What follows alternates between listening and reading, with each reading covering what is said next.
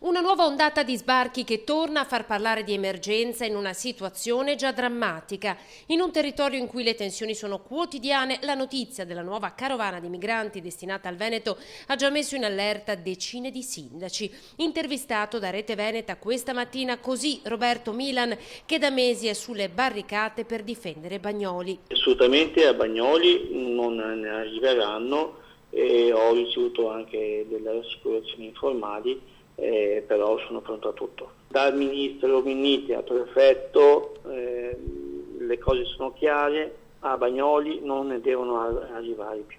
E se la Regione ha già votato in Consiglio per la chiusura degli hub polveriera di Bagnoli e Cona, il capogruppo della Lega Nord Nicola Finco conferma che oggi si aprirà in Commissione la discussione sul suo progetto di legge che punta a far rispettare le regole urbanistiche, igienico-sanitarie e di lavoro nelle strutture di accoglienza.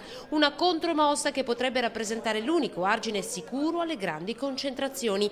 Non vogliamo soldi per il disturbo, ribadisce Milan, vogliamo ritornare alla normalità. Fermiamo questo scellerato modo di gestire i migranti prima che sia troppo tardi. Non possono esserci ricompense e noi non siamo un territorio in vendita. No a questo tipo di gestione di migranti.